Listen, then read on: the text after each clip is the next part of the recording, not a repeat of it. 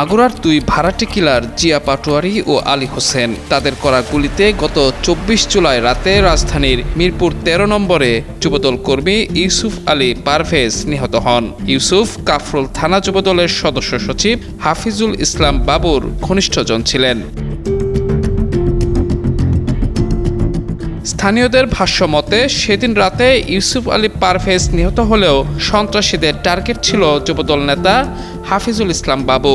হাফিজুর রহমান ওরফে সিএনজি হাফিজের সঙ্গে ব্যবসায়িক দ্বন্দ্বের জেরে যুবদল নেতা বাবুকে হত্যা করতে ভাড়া করা হয় খুনিদের।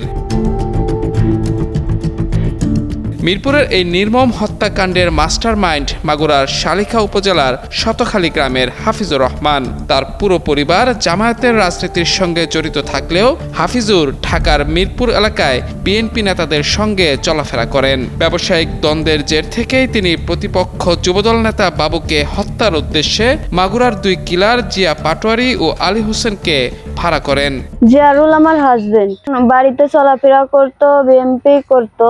নয়ন মুন্সি, চকলেট মুন্সি এদের সাথে একটু যোগাযোগ ছিল। সে কোনো অস্ত্র কোনোদিন বাড়িতে আনিনি।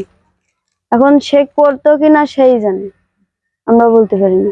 জিয়া আমার ছোট ভাই, আলী হোসেন আমার ছোট বোনের হাজবেন্ড, আর ও বিএমপি করে। এখন অনেক লোকের সন্তানের সাথে মেশা চলাফেরা আছে। এখন তারা কি কোনো শয়তানি করলো কিনা আমি তা জানি না। মাগুরার স্থানীয় বাসিন্দারা বলছেন, এলাকায় জিয়া একজন চিহ্নিত সন্ত্রাসী।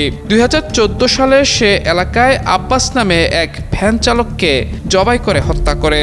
ওই ঘটনায় সে কিছুদিন জেল খাটলেও জামিনে বেরিয়ে ২০২৪ সালের পর মাগুরার শালিকা উপজেলা বিএনপি ও যুবদলের নেতাদের সঙ্গে চলাফেরা শুরু করে।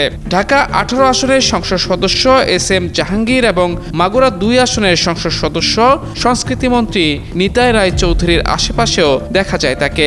এছাড়াও সম্প্রতি বহিষ্কার হওয়া মাগুরার যুবদল নেতা নয়ন মুন্সি গ্রুপের সঙ্গেও তার চলাফেরা ছিল বলে জানিয়েছেন স্থানীয়রা। যে জিয়া অতীতে আছে এই গ্রামের একটা ঘর জামাই, তাকে বাহির মল্লিকা খাল পাড়ে নিয়ে যাতে জবাই করেছে। ৫ তারিখের পরে এলাকায় আসছে, আরো ২-৩ জন সঙ্গে থেকে চলাফেরা করে। আমরা আতঙ্কিত, যে কোনো সময় যে কোনো লোককে এরা খুন করতে পারে।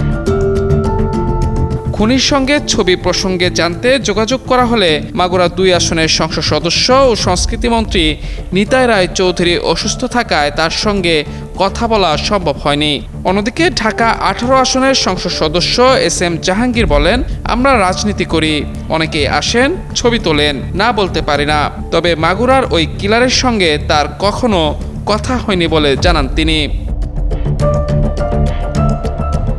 এদিকে এই হত্যাকাণ্ডের ঘটনায় গত শনিবার জিয়া পাটোয়ারি ও তার বোন আলী হোসেন সহ কয়েকজন গ্রেফতার হলেও হত্যাকাণ্ডের মাস্টারমাইন্ড হাফিজুর রহমান এখনও পলাতক রয়েছে।